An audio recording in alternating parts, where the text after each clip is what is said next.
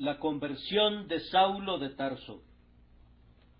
Y habiendo caído todos nosotros en tierra, oí una voz que me hablaba y decía en lengua hebrea: Saulo, Saulo, ¿por qué me persigues? Dura cosa te es dar coces contra el aguijón. Hechos 26:14. Cuán maravillosa es la condescendencia que indujo al Salvador a fijarse en un ser despreciable como Saulo. Entronizado en los altos cielos, en medio de las melodías eternas de los redimidos y de los seráficos sonetos de los querubines y de todas las huestes angélicas, es extraño que el Salvador se inclinara desde su dignidad para hablarle a un perseguidor.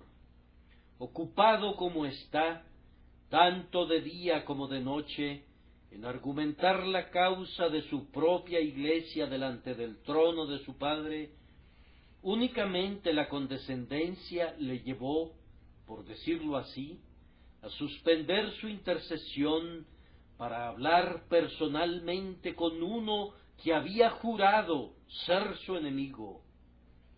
Y qué admirable gracia movió al corazón del Salvador a buscar a un hombre como Saulo, que había proferido amenazas en contra de su iglesia. ¿Acaso no había encerrado a hombres y mujeres en la prisión? ¿Acaso no los había forzado a blasfemar el nombre de Jesucristo en cada sinagoga? Y ahora el propio Jesús interviene para que Saulo entre en razón. Ah, si hubiese sido una centella la que vibró en su prisa para alcanzar el corazón del hombre, no nos habríamos sorprendido. O si los labios fruncidos del Salvador hubiesen pronunciado una maldición, no nos habríamos asombrado. ¿Acaso él mismo no había maldecido en vida al perseguidor? ¿No había dicho: cualquiera que haga tropezar a alguno de estos pequeños que creen en mí, mejor le fuera que se le colgase al cuello una piedra de molino de asno y que se le hundiese en lo profundo del mar? Pero ahora el hombre que fue maldecido con ese lenguaje iba a ser bendecido por el mismo a quien había perseguido. Y aunque sus manos estaban manchadas con sangre, y ahora llevaba la comisión en sus manos de encerrar a otros en la prisión, y aunque había cuidado las ropas de quienes habían apedreado a Esteban, a pesar de todo ello, el Señor, el Rey del cielo, se dignó hablar personalmente desde los más altos cielos para llevarlo a sentir la necesidad de un Salvador y para hacerlo partícipe de la fe preciosa. Yo afirmo que esta es una maravillosa condescendencia y una gracia incomparable. Pero, amados, cuando recordamos el carácter del Salvador, ¿no debería sorprendernos que hiciera eso? Pues ha hecho cosas mayores. ¿Acaso no abandonó los tronos estrellados del cielo y descendió a la tierra para sufrir, desangrarse y morir? Cuando pienso en el pesebre de Belén, en el cruel huerto de Getsemaní y en el aún más vergonzoso Calvario, no me sorprende que el Salvador haga cualquier acto de gracia o de condescendencia. Habiendo hecho todo eso, ¿qué podría ser más grande? Si bajó del cielo al Hades, ¿qué mayor condescendencia podría realizar? Si su propio trono permaneció vacío, si se despojó de su propia corona, si su deidad debía ser velada por la carne, y los esplendores de su deidad fueron vestidos con los harapos de la humanidad, ¿qué nos sorprende, pregunto, que haya condescendido a hablar con Saulo de Tarso para atraer su corazón a él? Amados, algunos de nosotros no nos sorprendemos tampoco, pues aunque no hemos recibido mayor gracia que el propio apóstol, tampoco hemos recibido menor gracia que él. El Salvador no habló con nosotros desde el cielo con una voz audible para otros, pero habló con una voz que nuestra conciencia oyó. No estábamos sedientos de sangre, puede ser, en contra de sus hijos, pero habíamos cometido pecados negros y atroces.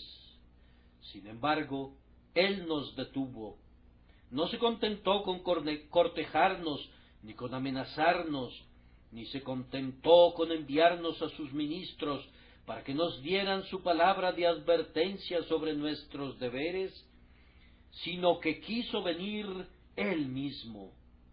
Y ustedes y yo, amados, que hemos experimentado esta gracia, podemos decir que fue un amor incomparable el que salvó a Pablo, pero no un amor único, pues Él nos salvó también y nos ha hecho partícipes de la misma gracia.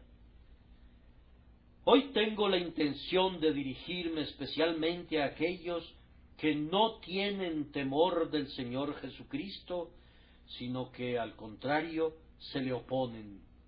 Estoy muy seguro que no hay nadie aquí que llegue al punto de desear revivir la vieja persecución de la Iglesia. No creo que haya algún inglés, independientemente de cuánto pueda odiar la religión, que desee ver otra vez la hoguera de Smithfield con su pira consumiendo a los santos. Pueden haber algunos que los odien con igual intensidad, pero aún así no de aquella manera. El sentido común de nuestra época se opone a la horca, a la espada y al calabozo.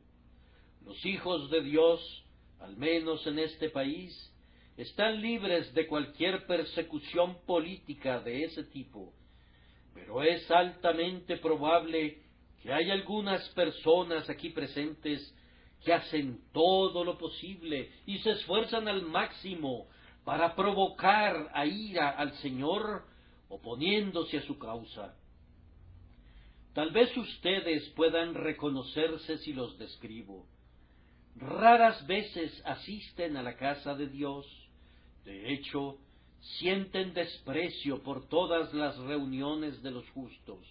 Tienen un concepto que todos los santos son unos hipócritas, que todos los que profesan la fe son falsos, y no se avergüenzan de decirlo. Sin embargo, tienen una esposa, y esa esposa suya ha quedado impresionada por las voces del ministerio.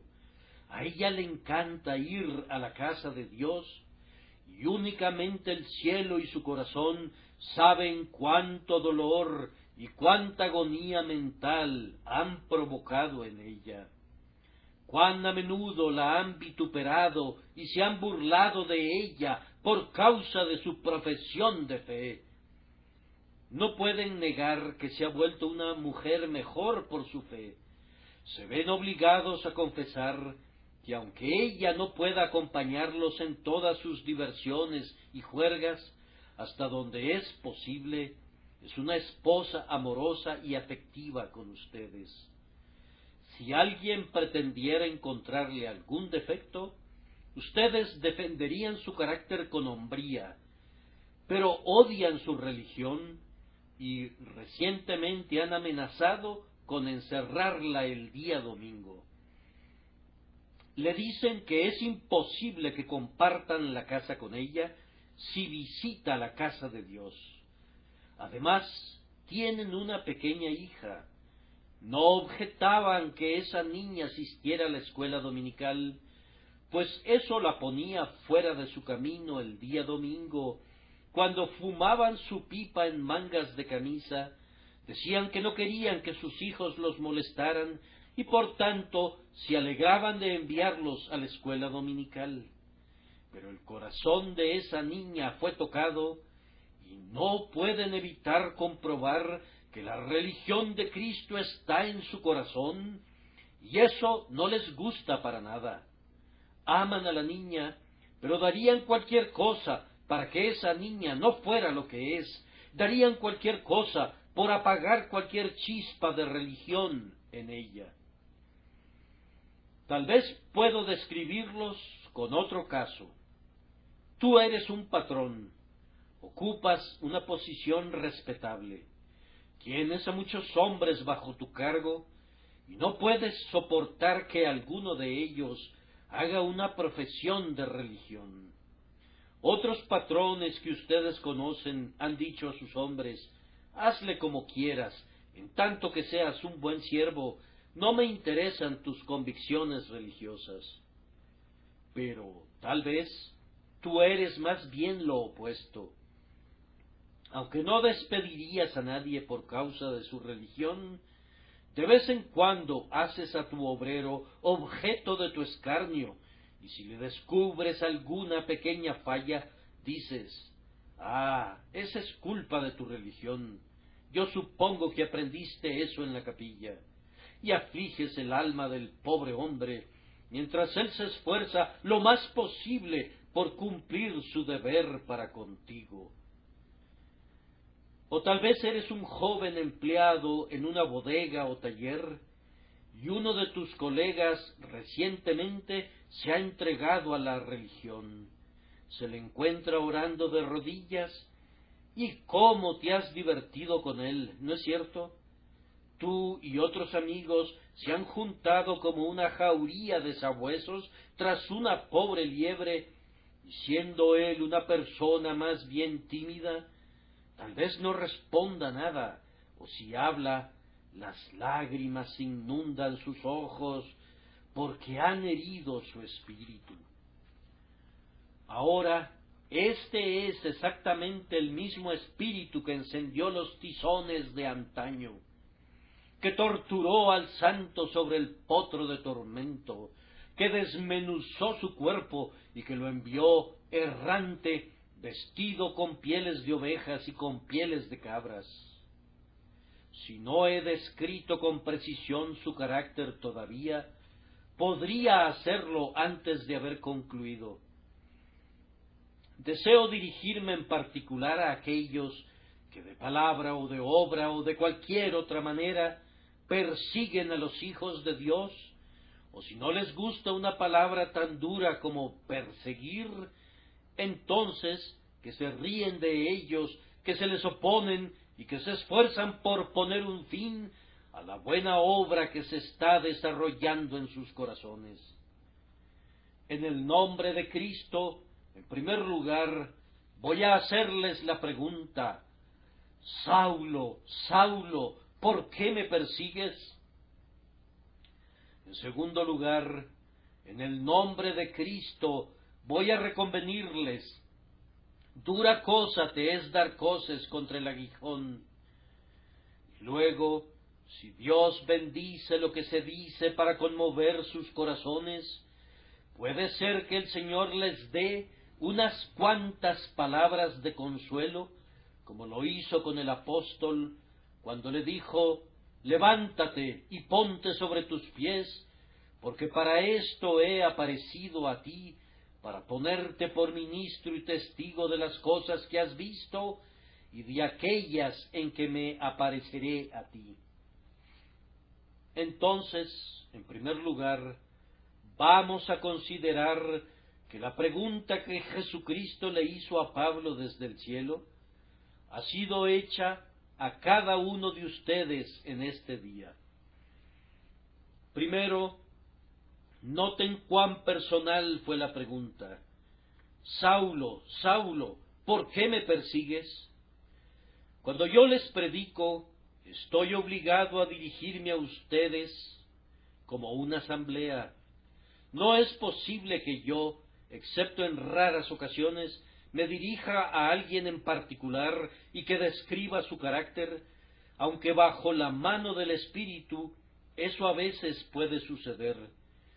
Pero en general, estoy obligado a describir el carácter como un todo y tratar con él en grupo. Pero no sucede así con nuestro Señor. Él no dijo desde el cielo: Saulo, ¿por qué me persigue la sinagoga? ¿Por qué los judíos odian mi religión?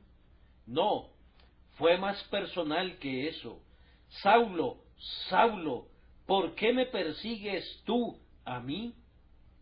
Si hubiera sido hecha en términos generales, se habría desviado el corazón del apóstol, habría sido como una flecha que no dio en su blanco, rozando apenas la piel del hombre en cuyo corazón quería enterrarse. Pero cuando vino personalmente: ¿por qué me persigues tú a mí?, no había forma de evadirla. Le pido al Señor que haga la pregunta personalmente a algunos de ustedes. Habrá muchas personas aquí presentes que han experimentado una predicación personal en sus almas. ¿Acaso no recuerdas, querido hermano en Cristo, cuando por primera vez te compungiste de corazón, cuán personal fue el predicador? Yo lo recuerdo muy bien. Me parecía que yo era la única persona en toda la capilla, como si una negra pared me rodeara y yo estuviera encerrado allí con el predicador, algo así como los prisioneros en la penitenciaría, cuando cada uno se sienta en un cubículo y no puede ver a nadie sino al capellán. Yo pensé que todo lo que decía iba dirigido a mí. Estaba persuadido que alguien conocía mi carácter y se lo había descrito al predicador y le había contado todo y que me había seleccionado a mí personalmente. Vamos, pensé que había fijado sus ojos en mí y tengo razones para creer que así lo hizo, pero aún así dijo que no sabía nada de mí. Oh, que los hombres oyeran la palabra predicada y que Dios los bendijera de tal manera mientras están oyendo que sintieran que tiene una aplicación personal para sus corazones. Pero noten de nuevo, el apóstol había recibido sólo alguna información en cuanto al perseguido. Si le hubiesen preguntado a quién perseguía, habría respondido: a algunos pobres pescadores que han estado proclamando a un impostor. Tengo la determinación de reprimirlos. ¿Por qué? ¿Quiénes son ellos? Son los más pobres del mundo, la propia escoria y el desprecio de la sociedad. Si se tratase de príncipes o de reyes, tal vez les permitiríamos conservar su opinión. Pero estos pobres, miserables e ignorantes individuos, no sé por qué se les deba permitir continuar con su apasionamiento. Deben ser perseguidos. Más aún, la mayoría de los que he estado persiguiendo son mujeres, unas pobres criaturas ignorantes. ¿Qué derecho tienen esas personas de poner su criterio por encima del juicio de los sacerdotes? No tienen derecho a tener una opinión propia y por tanto es muy correcto que yo los haga apartarse de sus insensatos errores. Pero vean bajo qué luz tan diferente Jesucristo hizo la pregunta. Él no pregunta: Saulo, Saulo, ¿por qué perseguiste a Esteban? ¿O por qué estás a punto de encerrar en la prisión a la gente de Damasco? No. Saulo, Saulo, ¿por qué me persigues? ¿Alguna vez pensaron en este tema bajo esta nueva luz? Ustedes tienen a un pobre hombre que trabaja para ustedes, que viste un saco de tela ordinaria.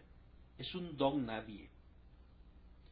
Podrían reírse de él. No se lo diría a nadie, o si lo hiciera, no serían obligados a dar cuentas del incidente, porque no es nadie. No se atreverían a reírse así de un duque o de un conde. Cuidarían mucho su comportamiento si estuviesen en la compañía de gente noble. Pero debido a que éste es un pobre hombre, se sienten con licencia para reírse de su religión.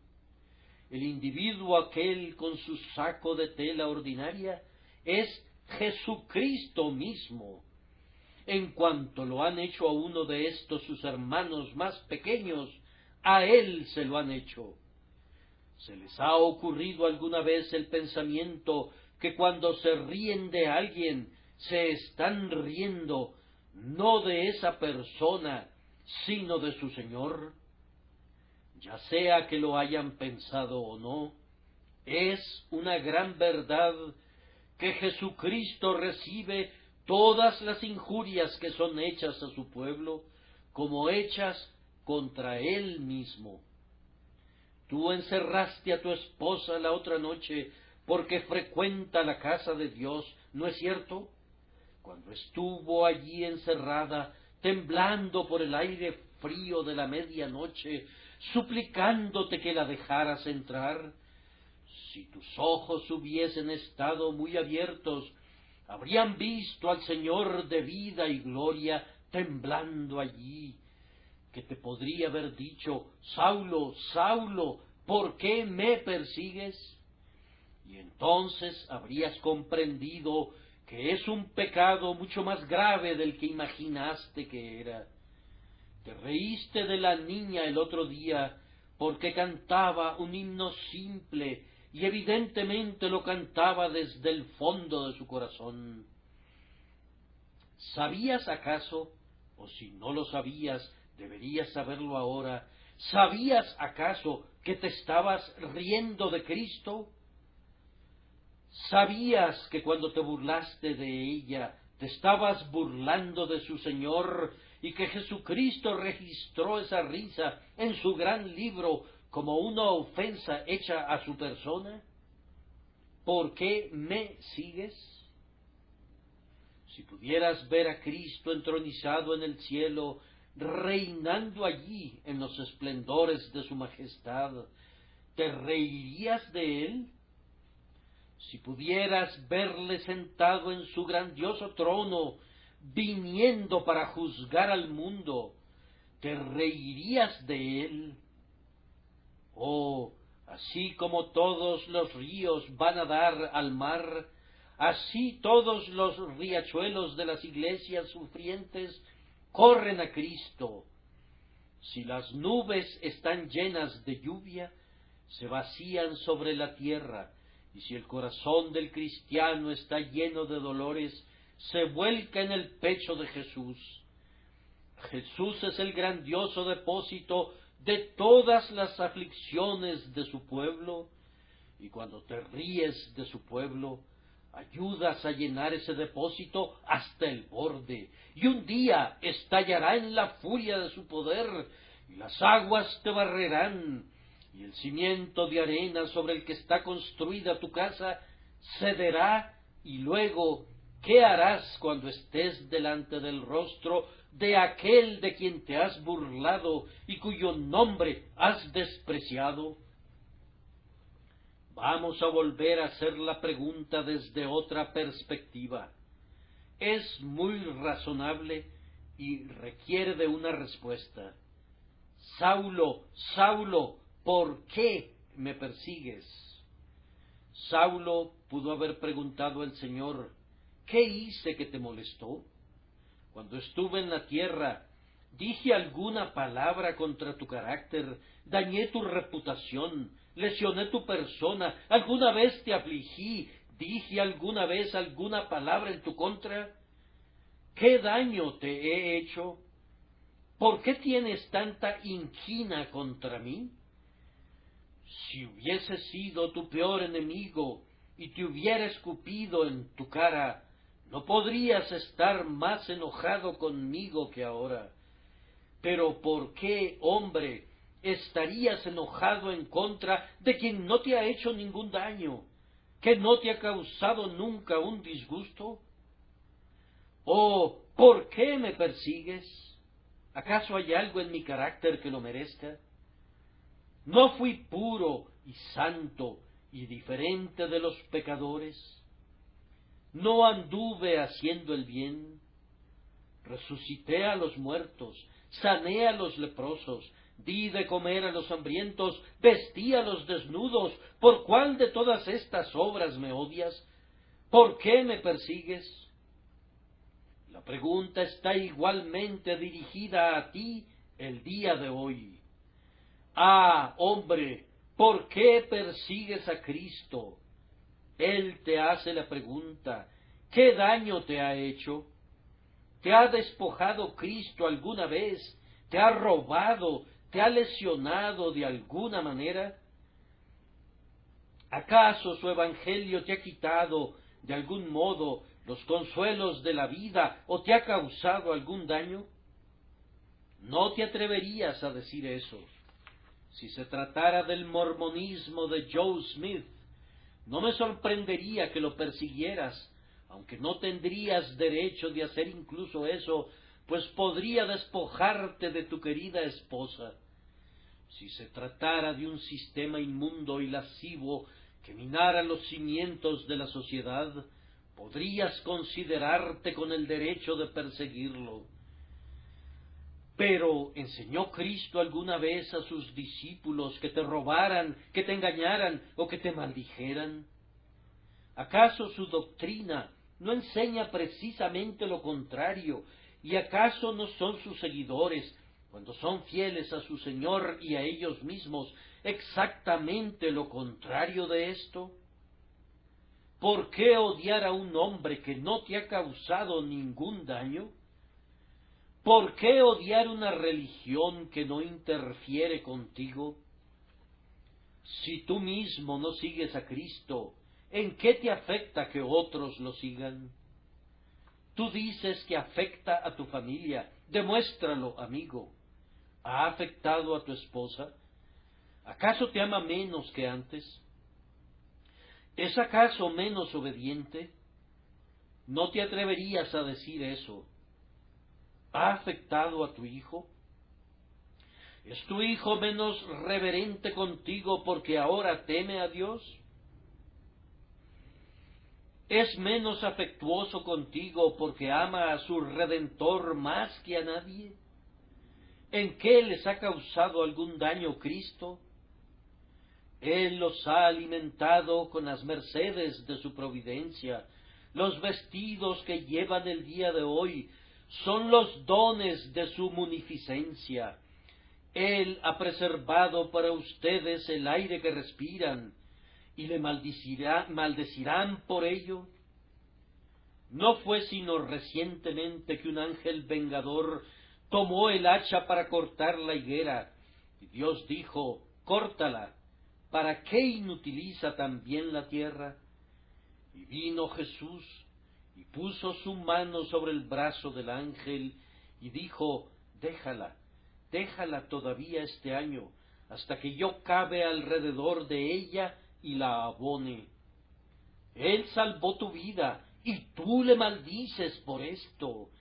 Tú blasfemas en su contra porque te salvó la vida, y gastas el aliento que su propia gracia te ha dado, maldiciendo al Dios que te ha permitido respirar.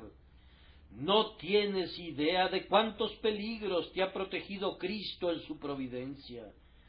No podrías calcular las numerosas misericordias que son derramadas en tu regazo cada hora, pero que tú no ves. Y sin embargo, maldices al Salvador por misericordias innumerables, por la gracia que tu iniquidad no podrá detener, por un amor que no podrá ser vencido por tus injurias. Por todo eso le maldices. ¡Cuánta vil ingratitud! De verdad le has odiado sin causa y le has perseguido, aunque él te ha amado y no te ha causado ningún daño. Pero permítanme presentarles una vez más un cuadro del Señor, y creo que nunca lo perseguirán otra vez, si sólo le pudieran ver. Oh, si sólo vieran al Señor Jesús, le amarían. Si sólo conocieran su valor, no podrían odiarle. Él fue más hermoso que todos los hijos de los hombres. La persuasión moraba en sus labios, como si todas las abejas de la elocuencia hubiesen traído su miel allí e hicieran de su boca un panal. Él habló, y de tal manera habló, que si un león le hubiera escuchado, se habría echado y le habría lamido sus pies.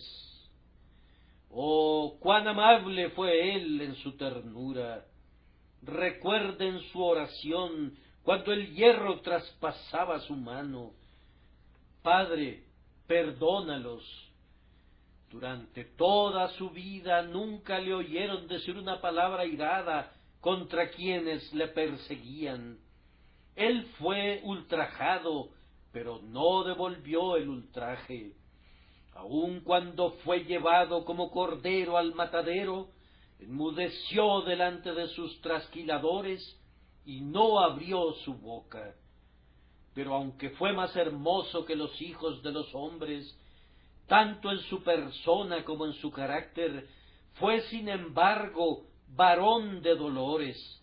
La aflicción aró su rostro con sus surcos más profundos. Sus mejillas fueron hundidas por la agonía. Ayunó muchos días y a menudo sufrió de sed. Trabajaba arduamente de la mañana a la noche, luego pasaba toda la noche en oración, luego se levantaba de nuevo para trabajar, y todo esto sin recibir recompensa, sin esperar obtener nada de nadie. No tenía una casa, ni hogar, ni oro, ni plata. Las zorras tienen guaridas, y las aves del cielo nidos, mas él, el Hijo del Hombre, no tenía dónde recostar su cabeza. Él fue un hombre perseguido, acosado por sus enemigos de un lugar a otro, sin un amigo que le ayudara. Oh, si le hubiesen visto, si hubiesen visto su hermosura y su miseria unidas, si hubiesen visto su amabilidad frente a la crueldad de sus enemigos, sus corazones se habrían derretido. Ustedes habrían dicho: no, Jesús, yo no puedo perseguirte, no, yo me pondré entre tú y la quemante luz del sol. Si no puedo ser tu discípulo, de todas formas no seré tu oponente. Si este manto puede abrigarte en tus contiendas de medianoche, helo aquí, y si este balde puede sacar agua para ti del pozo, lo voy a bajar, y tendrás suficiente agua. Pues si no te amo, puesto que tú eres tan pobre, tan triste y tan bueno, no puedo odiarte. No, no voy a perseguirte. Pero aunque tengo la seguridad de que si vieran a Cristo le dirían esto, sin embargo, ustedes realmente le han perseguido en sus discípulos, en los miembros de su cuerpo espiritual, y por lo tanto les hago la pregunta: Saulo, Saulo, ¿por qué me persigues?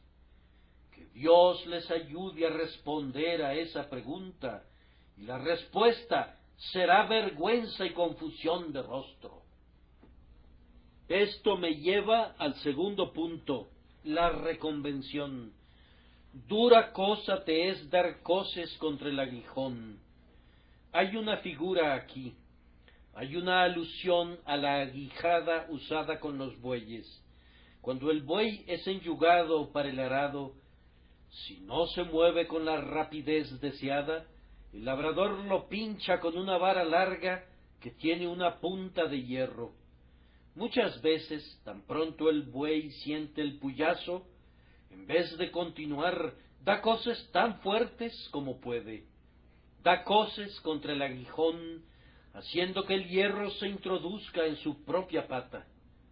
Por supuesto que el labrador que lo guía mantiene su aguijada en el mismo sitio, y entre más frecuentemente patea el buey, más herido resulta. Pero debe continuar. Está en manos del hombre que debe gobernar a la bestia, y lo hará. Es su propia opción dar coces las veces que quiera, pues no le hacen ningún daño al que lo conduce, sino sólo a sí mismo.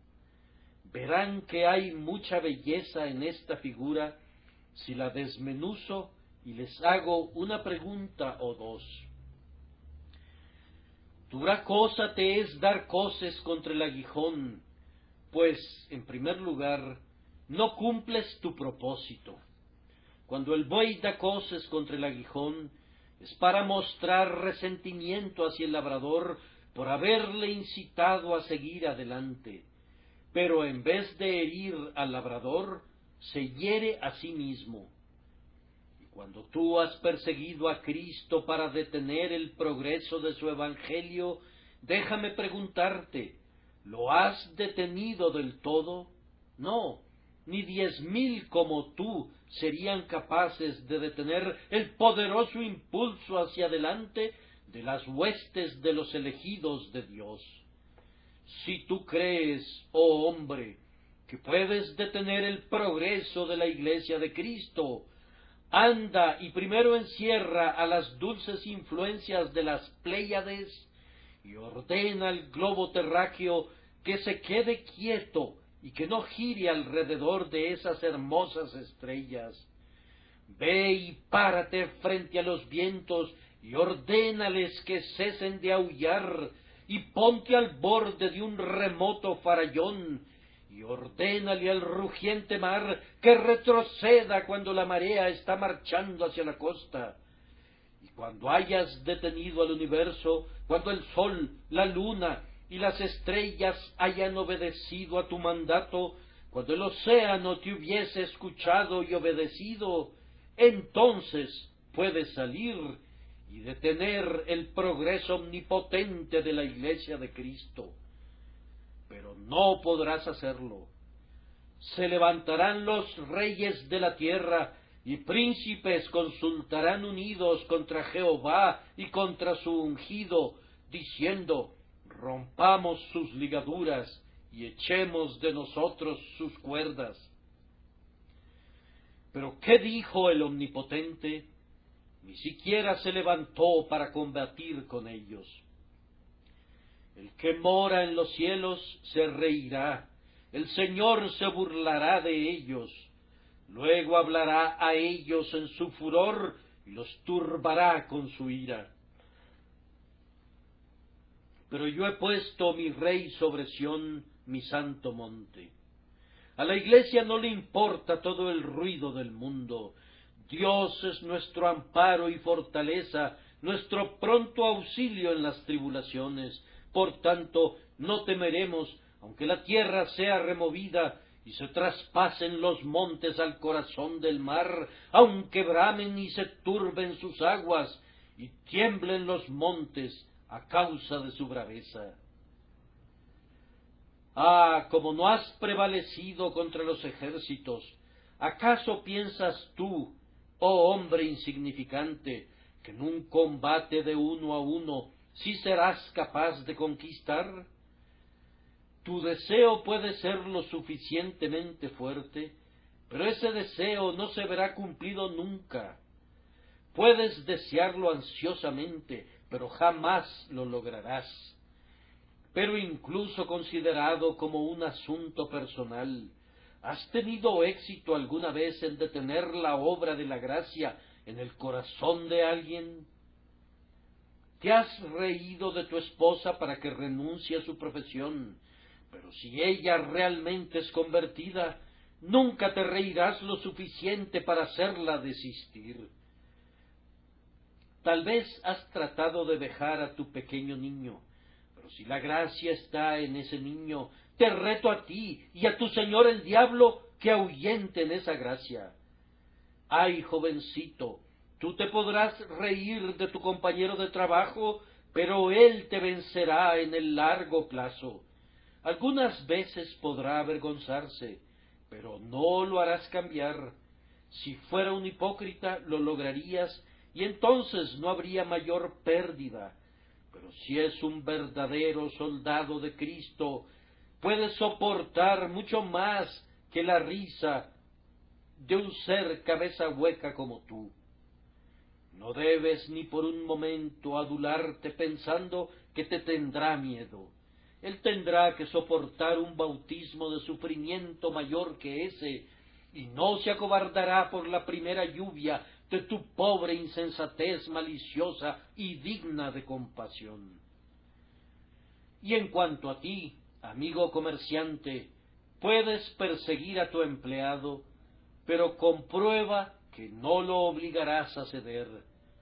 Vamos, conozco a un hombre cuyo jefe había intentado arduamente obligarlo a que actuara en contra de su conciencia, pero él dijo, no, señor. Y el jefe pensó, bien, él es un siervo muy valioso, pero lo voy a obligar si puedo. Así que lo amenazó diciéndole que si no hacía conforme él quería, lo despediría del trabajo.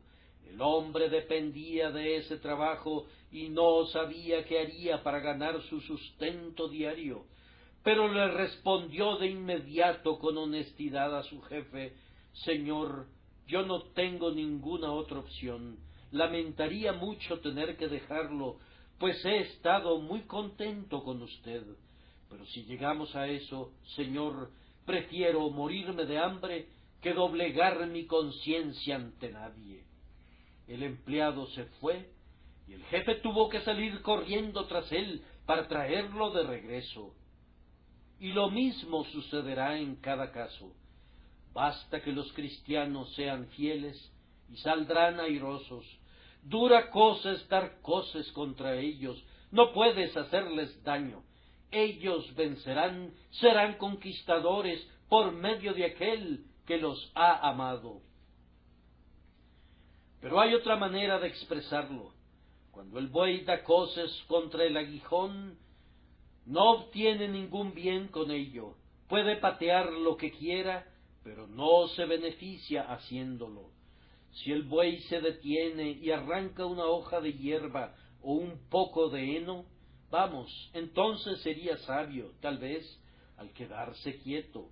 Pero quedarse quieto para recibir un puyazo y dar coces, simplemente para que el hierro se meta en su carne, es algo más bien insensato. Ahora, yo te pregunto, ¿qué has ganado al oponerte a Cristo? Supón que dices que no te gusta la religión.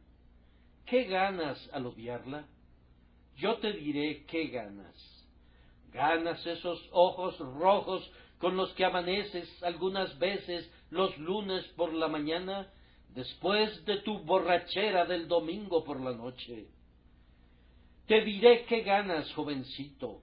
Has ganado esa constitución quebrantada que, aun si ahora la has orientado a los caminos de la virtud, permanecerá contigo hasta que la dejes en tu tumba. ¿Qué has ganado?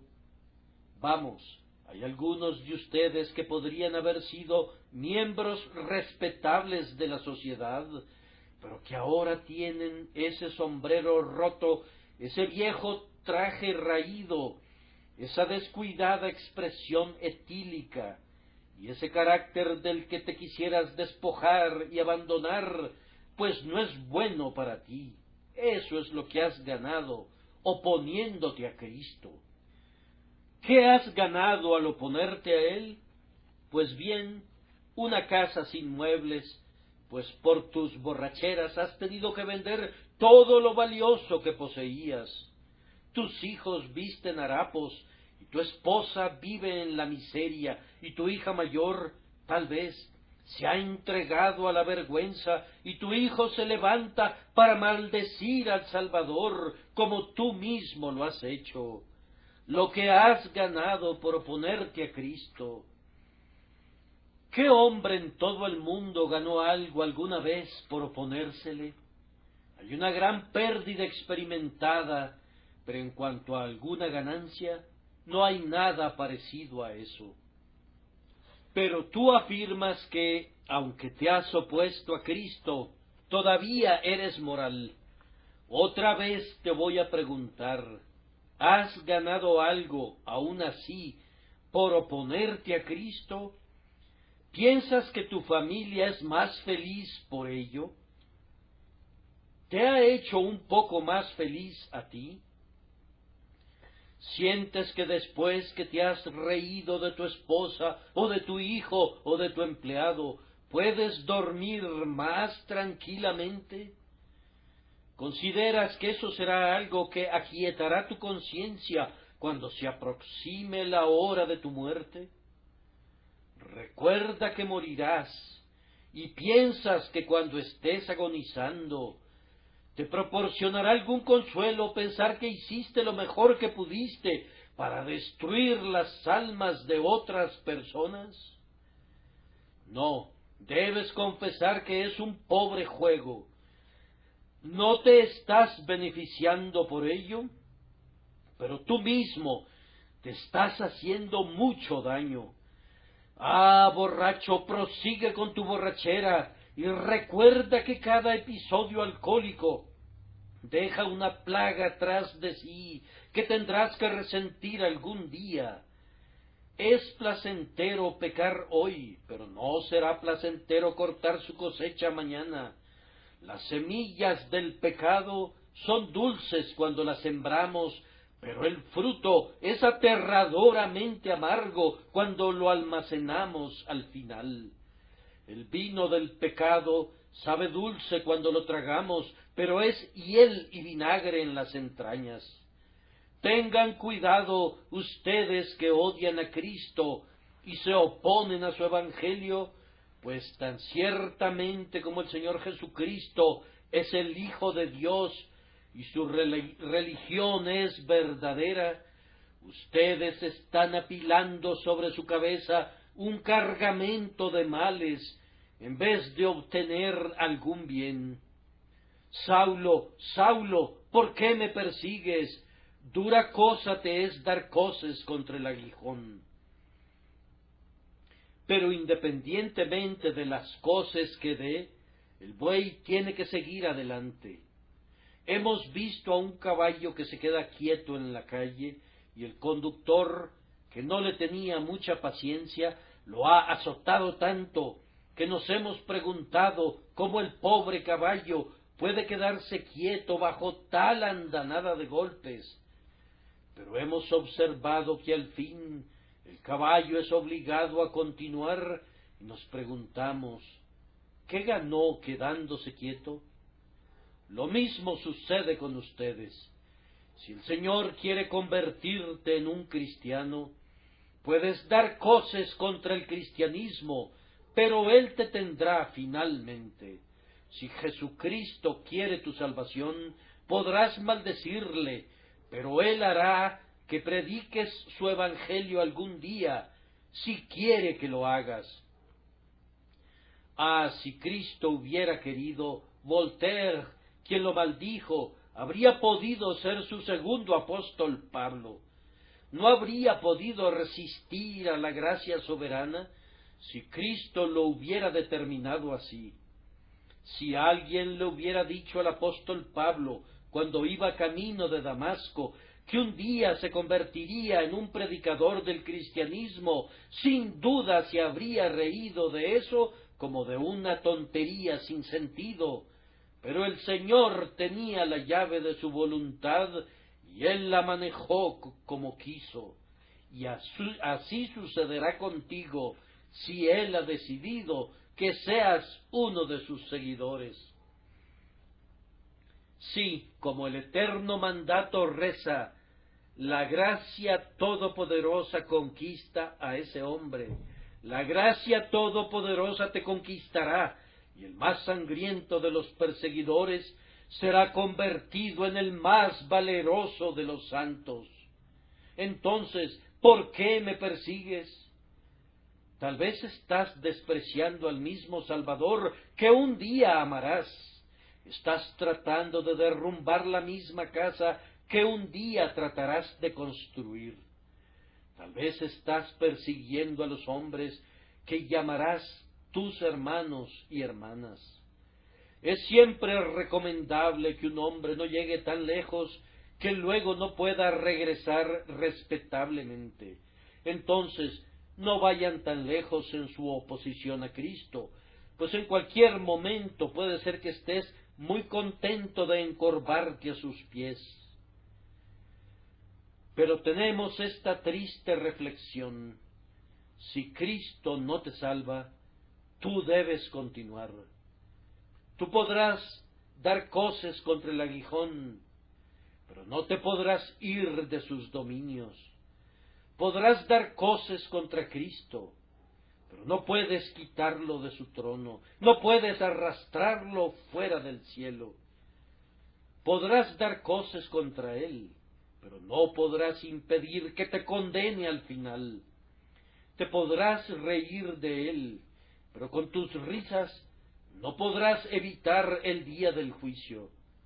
Podrás mofarte de la religión, pero todas tus burlas no podrán eliminarla. Podrás burlarte del cielo, pero todas tus mofas no acallarán ni una sola nota de las arpas de los redimidos. No, es lo mismo con coces que sin coces. No hay ninguna diferencia excepto para ti mismo. Oh, cuán insensato debes ser, puesto que perseveras en una rebelión que es dañina únicamente para tu propia alma. Esa rebelión no le causa ningún daño a Él, a quien tú odias, pero si Él quisiera, podría detenerla, y si no la detiene, puede vengarla, y la vengará. Y ahora concluyo dirigiéndome a ciertas personas cuyos corazones ya han sido tocados. ¿Sientes esta mañana tu necesidad de un Salvador? ¿Estás consciente de tu culpa por haberte opuesto a Él y te ha dado el Espíritu Santo la voluntad de confesar tus pecados? ¿Estás clamando: Dios, sé propicio a mí, pecador? Entonces tengo buenas noticias para ti. Pablo, que perseguía a Cristo, fue perdonado. Él dice que era el primero de los pecadores, pero obtuvo misericordia. Tú también la obtendrás. Es más, Pablo no solo obtuvo misericordia, también obtuvo honor. Fue llamado a ser un honroso ministro del Evangelio de Cristo, y tú puedes serlo también. Sí, si te arrepientes, Cristo puede usarte para traer a otros. Me sorprende cuando veo cuántos de los peores pecadores se han convertido en hombres utilizados por el Señor. ¿Ves allá a John Bunyan? Está maldiciendo a Dios. Sube al campanario y toca la campana el día domingo porque le gusta hacerlo, pero cuando la iglesia está abierta, él está practicando el juego de bolos sobre el pasto. Allí está en la barra de la cantina. Nadie se ríe más fuerte que John Bunyan. Algunas personas se dirigen a la iglesia. Nadie los maldice tanto como John. Él es el cabecilla en todo vicio. Si hay un gallinero que robar, John es su hombre.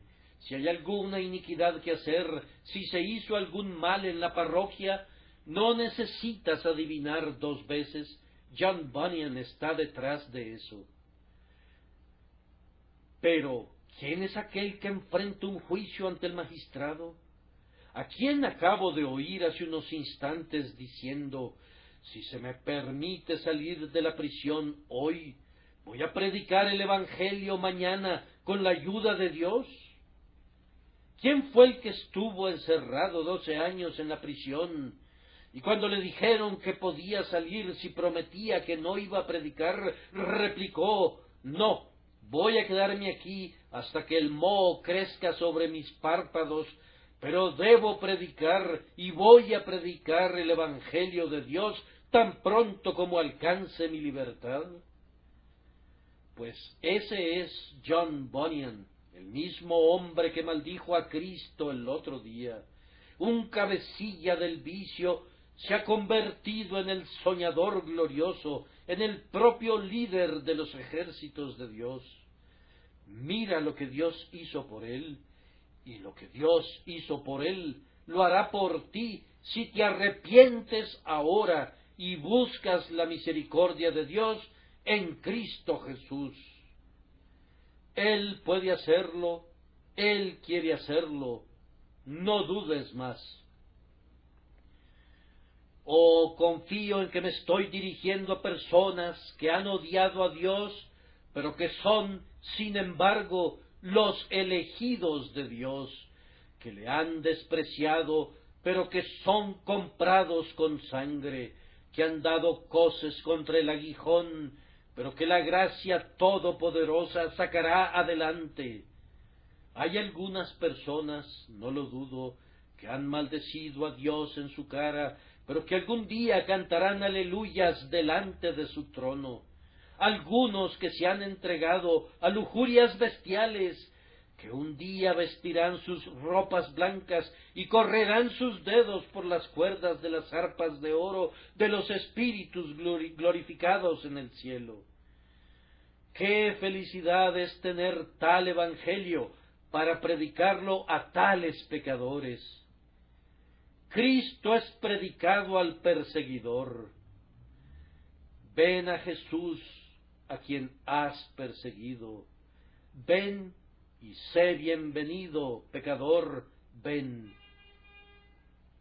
Y ahora, aguántenme un momento para dirigirme a ustedes otra vez.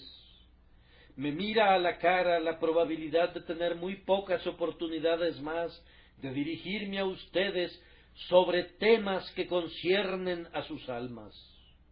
Mi querido oyente, no voy a atribuirme nada sino solo esto. No he rehuido anunciaros todo el consejo de Dios, y tengo por testigo a Dios con cuántos suspiros y lágrimas y oraciones he trabajado para su bien. Miles han sido llamados, así lo creo, de este lugar. Entre ustedes, a los que estoy viendo, hay un gran número de personas convertidas. De acuerdo a su propio testimonio, han tenido un cambio completo y ya no son ahora lo que antes eran. Pero estoy consciente de este hecho, que hay muchos de ustedes que han asistido aquí, ya casi cerca de 2 años, que siguen siendo lo mismo que antes eran. Hay algunos de ustedes cuyos corazones no han sido tocados. Algunas veces lloran, pero sus vidas no han sido cambiadas todavía. Todavía se encuentran en hiel de amargura y en prisión de maldad. Bien, señores, si no me volviera a dirigir a ustedes de nuevo, hay un favor que les pido.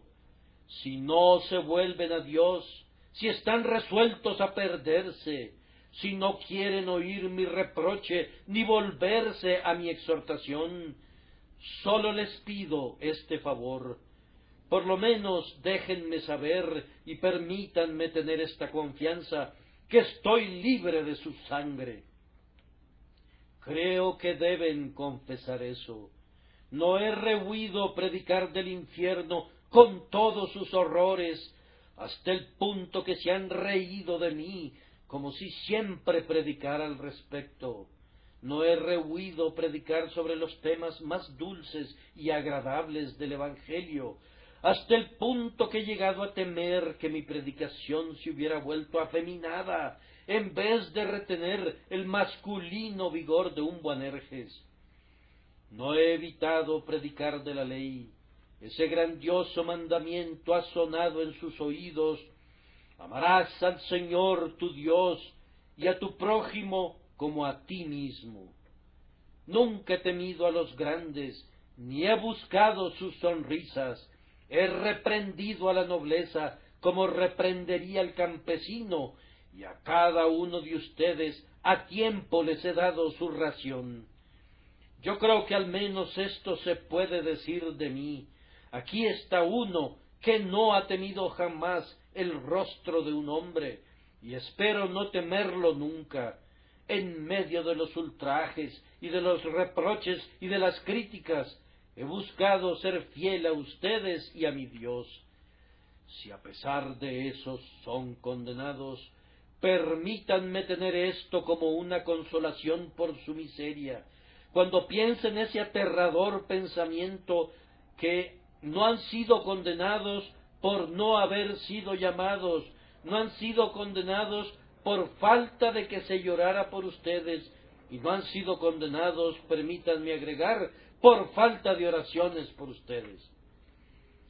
En el nombre de aquel que juzgará a los vivos y muertos de acuerdo a mi evangelio, y que vendrá en las nubes del cielo, y por aquel temible día, cuando los pilares de esta tierra sean conmovidos, y cuando los cielos se desplomen a sus oídos, por ese día cuando apartaos de mí, malditos, o venid benditos, deba ser la terrible alternativa, los exhorto, guarden estas cosas en su corazón, y así como voy a enfrentar el rostro de mi Dios para rendir cuentas por mi honestidad para con ustedes y por mi fidelidad para con Él, así recuerden, ustedes deberán comparecer en su tribunal para rendir cuentas de cómo oyeron y de cómo reaccionaron después de oír. Y ay de ustedes, si habiendo sido elevados con privilegios como Capernaum, sean abatidos como Sodoma y Gomorra, o más abajo que ellas, porque no se arrepintieron. Oh Señor, vuelve estos pecadores a ti, por Jesucristo nuestro Señor. Amén.